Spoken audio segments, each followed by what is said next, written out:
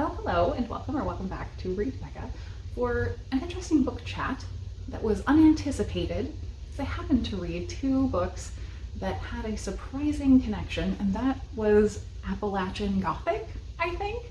I'm not an expert whatsoever on geography. I really don't know where exactly constitutes Appalachia, but I do believe both of these take place in Appalachia. We have one that certainly takes place somewhere in Kentucky, and Kentucky, if I recall, is half in, half out of Appalachia, and the other takes place in the Smoky Mountains, which certainly is Appalachia as far as I know. So they do both have very strong vibes of that setting, and setting is so important to a Gothic story that this makes it a very unique flavor for a Gothic story. And those two books that I'm talking about are Revelator by Daryl Gregory and Starling by Alex E. Harrow.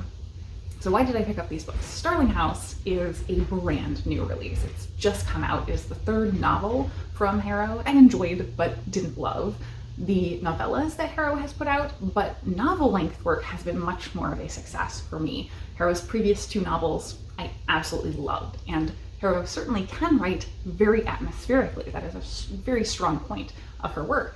So I thought, going into a Gothic work that I hadn't looked into too much before it came out, I was all over it. As far as Revelator, I had also read from Gregory before and not liked his work. Actually, I read Spoonbenders that everyone seems to love. It got nominated for awards, and I panned it. It didn't work for me at all. Characters were very unlikable in a way that I just couldn't get behind. But this one was much, much more successful, and I kind of foresaw that. It had piqued my interest when I saw it was coming out. He has another book that I now would be interested in checking out as well.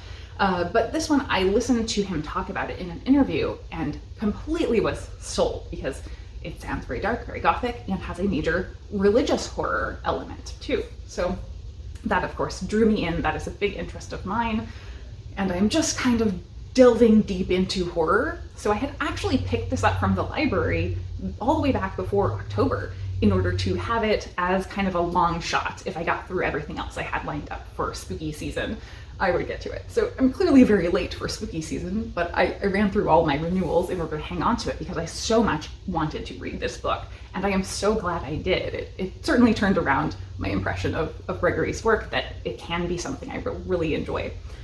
So let's talk about Starling first, because that is the hot new release, and a lot of people don't really seem to know what it is because it's multiple things, but I do think it quite firmly fits into a Gothic story. It's also contemporary and it's very fantastical, but I think prominently it is a big manor house story that feels like a standard Gothic, like almost a Victorian Gothic, but it's set in Kentucky. So we're following Opal, who has been kind of through a very hard life. She grew up kind of on her own after her mother passed away in her teens. She was the person who took care of herself and her brother all through that time of her life. And now her brother is getting ready to age out of high school, and she's looking forward to what happens next, basically. And she doesn't know. So she's in this very big period of uncertainty in her life. You feel that sense at the core of her character, how deeply she cares for her brother Jasper and just wants to do right by him. As far as the character, I have to kind of comment because I listened to this in audio and I've already purchased a copy, so I am looking forward to reading it in print. And the audio characterization did not work for me at all. So I have to say I didn't like the audio, not because it was a bad narrator. The narrator was actually fantastic as a narrator, but the way she was narrating this character, it was sort of more in the vein of a thriller. It was that kind of raspy voice, and frequently, like very, very often, she would go into a sort of hysterical tone. And for this character who's been through so many hard things, that didn't come off very believable, because if you were reacting that way to every time you are in a hard situation, and you are constantly in hard situations, you're going to have a very bad time. And it just wasn't believable for me. It didn't seem like the right characterization. It also did not carry the sense of eerie and etherealness that this atmosphere had in the writing, I think. So I am looking forward to reading the print and getting more of a sense of that. It the narration just didn't jive with exactly what the story was that we were hearing. So at the beginning of the story, Opal is facing this sort of transitional period of unknown, and she's trying to kind of keep everything under wraps. And she starts having dreams about the Starling house. From her childhood, there was a children's book author who wrote these kind of creepy books. And they and the house, which was sort of the community creepy old house that everyone thinks is maybe haunted, or, you know, it's the spooky old house that all the kids want to, you know, ding dong dash, that sort of thing. But everyone was too scared to actually do it about this one. So it has a reputation and a history to it. But in her childhood, through these books, all these images and associations with Starling House have built in her mind because the children's book author lived in the Starling House. And so it has all of this eerie mythology centering around this house. And it has entered her dreams, whether that's because there is some reach of this actual supernatural house, or whether it's from her childhood psyche, she feels a draw to the house. Opal sort of finds her way to the Starling house as a result of it being on her mind so much, and has a conversation with the current very reclusive and mysterious resident, Arthur Starling, and he offers her a job cleaning the house, much against both of their types. And they enter into a very grudging truce with one another, I would say. They don't really get along initially. And Opal, though her draw to the house was sort of relentless curiosity and it being stuck in her mind, more ominous things keep her coming back there. And obviously, because it's like a Gothic story, it is about slow atmosphere. But what I liked about both of these books, and this book in particular, are the supernatural elements, because right away we know that actually very weird stuff is going on. So I don't want to talk more about plot, but the characterization, I felt, was very good. I really felt like Opal, we get a good sense of who she is, and to what I was saying earlier, how much she cares for her brother Jasper. And she is so driven by that sense of all-consuming need to support him and to protect him. And that drives so many decisions. And it's a believable character in that aspect because she's not always making the best decisions. She does a lot of things wrong. She is an unlikable character at many times. Same as Revelator, we will talk about later. Very unlikable characters in both cases, but they are real, richly developed characters. And the sense of place, Starling House, has such a rich mythology and backstory. Obviously, I gave you a little touch of that with this author having been there. We know very quickly that no one who lives in Starling House really has the last name Starling. All the caretakers just sort of adopt the name. Why is that? It does have a very rich history that ties into the haunting aspects of this house and why exactly it has such a dark history, and why there are always wardens of the house, and how it has communicated with our protagonist, Opal. It's so eerie and spooky. It also has a lot to say about the connection of people and the place. And I think that is one of the most integral elements to this being Appalachian versus standard sort of Victorian Gothic. Has a sense of, I don't even know.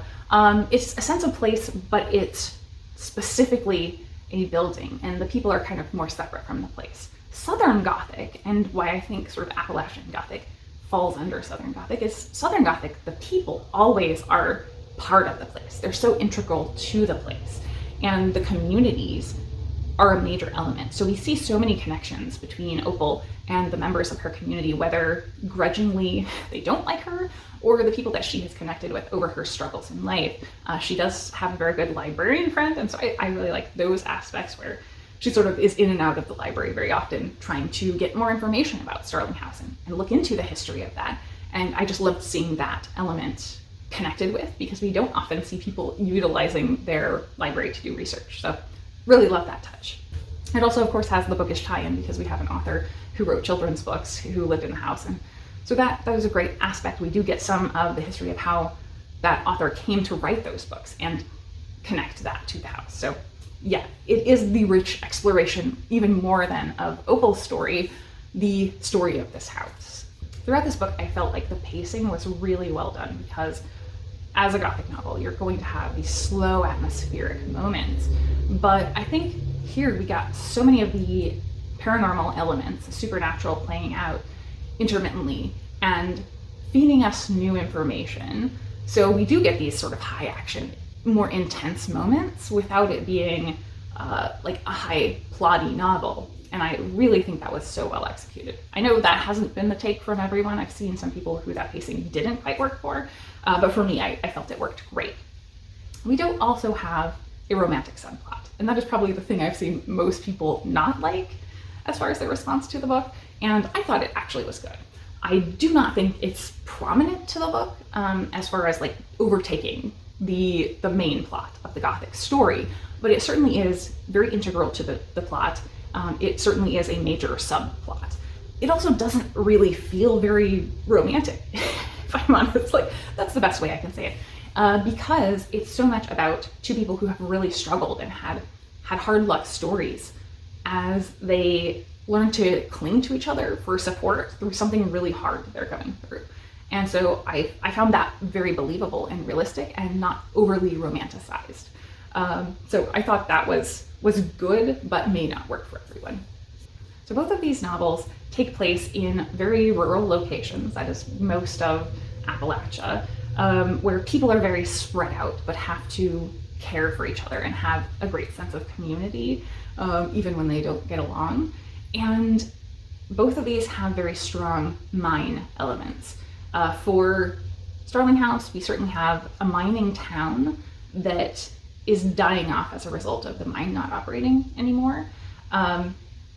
In Revelator, we also have there is a hole in the ground that I would consider probably as a past mine, but I don't think that was ever specifically confirmed. So it seems like both involve mining elements as major, very prominent things. It also sort of features an area that is dying off and the community is slipping away. And so those are very prominent, I think, strong Appalachian themes where you have these country folk who are so connected to each other and they're struggling to keep getting by. So in Revelator, we are in a historical Gothic story where we're alternating timelines between the 1930s in the first timeline and the late 1940s in the second. And we're from a single perspective with Stella Birch. And in the earlier timeline, we're jumping right in, learning that Stella is a young child and she's being left by her father with her grandmother in a very rural community and in the Smoky Mountains. And her family are outsiders. They're really outcasts, mainly because they're members of the church, the Baptist church, the primitive Baptist church, but they also are sort of viewed as heathens. They don't attend the church. They have their own church on their grandmother's property. And Stella wanders into this church in the opening scene in a hole in the ground and discovers something, sees something there that's not quite real. And in the later timeline, we're alternating to Stella is an adult who has become a moonshiner. And so she's kind of roaming around doing her moonshining activities as another young girl has come to live with her grandmother. And there are so many questions about who this young girl is and what her role is. But prominently, all of the Birch women, including Stella and this young girl, are revelators. You see, their church, their hole in the ground, houses the god in the mountain. And it's such an interesting story of religious horror because of that aspect, because the dichotomy between the primitive Baptist church that is there is, they consider themselves primitive, it seems, because they adhere very much to the letter of the law in the Bible. And that includes women not being allowed to speak within the church at all. They're not allowed to talk, period. And so there is this juxtaposition of a church that has an intangible God with a lot of rules and controls, and the women have no power, and another church that has a very tangible God who actually exists and the women interact with and have direct communication with. But the practice in the Birch family church is that the men write down the prophecies or revelations of this God. And so even when there is this tangible God, the men are still voicing what the women are experiencing and what they're effectively communicating from the God. And it's a really interesting way of sort of lining those two things up and setting themselves against each other. So I found the religious elements to be the most fascinating for my own liking. Stella as a character is a really good character, I would say. She is unlikable, as I said earlier, but she is someone I got behind despite her unlikability. I had problems with that in Gregory's earlier work that I had read, but here, even though she makes bad choices constantly, I really felt like she was believable in doing those things. I do have some issues with her characterization in that I feel like we didn't get to know her internally as much as I wanted. I wanted to feel and think through how she was reacting to these things that are happening to her, that are really big things over the course of her life that we're witnessing, but we aren't really feeling with her what she's going through. So I really wanted more of that, and I think she was, fine and fleshed out as a whole person, but I wanted more of the introspection. I also think the pacing here was not as much to my liking. Because it's Gothic, I kind of let it slide, and I really enjoyed it regardless. But for me, it would have been so much more effective had Gregory sort of laid out the foreshadowing and then delivered on those things a little bit more quickly as we went along. Because it was so slow for most of the book, all of the moments of foreshadowing that were woven in nicely had just so much time for me to recognize what was going to happen. So I kind of found it predictable once they finally did pay off. And it all kind of culminates together. So I wish we had had some of those payoffs along the way to better pace that and be more satisfying, I guess. So we were getting hit with, oh wow, moments along the way. Instead, like, it's an avalanche. And so for me, that pacing didn't quite work, but it was fairly true to what you expect from a standard Gothic. Gothics are really slow and drawn out. And so that didn't surprise me, but I think it could have been even better. As far as the setting and sense of place, like, this felt so very tangible. I loved the way that the character interactions really built that sense of community. There is so much contention. We get moonshiners, and her interactions, even as a child, one of the closest people to her is a moonshiner, and that's obviously the influence that sort of leads her there. And we do see her as a teen sort of getting badly influenced by this person, even though he is so caring and such a good influence in her life in every other way. He sort of leads her astray. But that's almost the best choice for her in her life. And I just loved, sort of that we saw that play out and that it was really complex.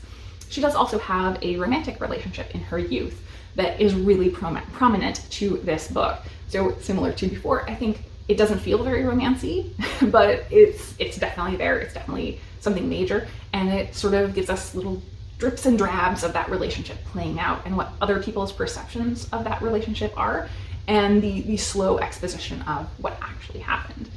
And I did love seeing that sort of play out. That romantic relationship is very contentious because it is with someone who is connected directly to the church, the proper church, the Baptist church in the area. And there is that contention is because they are such outsiders. They're outsiders as well because of, I would say, if it's under the disfigurement sort of umbrella, the Birch women tend to have birthmarks on their face. And so that has furthered their isolation. And it really plays into them being outcasts. Even as a child, she's treated strangely by every other kid around, and they sort of consider her as an other. And that is an interesting way to sort of explore this very specific topic. And I don't think I have seen that portrayed in a book before, and I loved the nuance that brought to sort of community interactions. And overall, as far as the isolation goes, we sort of see the family, the disjointed family that are far flung, coming together because at the beginning of the later timeline, the 1940s timeline, a death has happened, a prominent death in the family, and that has brought everyone back together to make decisions, to look forward at what it means for their family.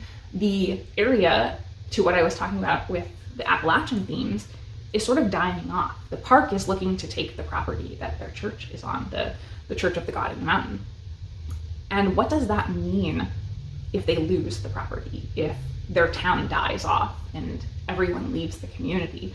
The family have very clear and differing opinions about how they should deal with the situation, how they should react, what is most beneficial. Some people are greedy, and it's as simple as that, and other people have more holy ideas to do with their religion. But having to make a decision about something that for them is very tangible in their lives, I again love the exploration of that. I love the religious themes.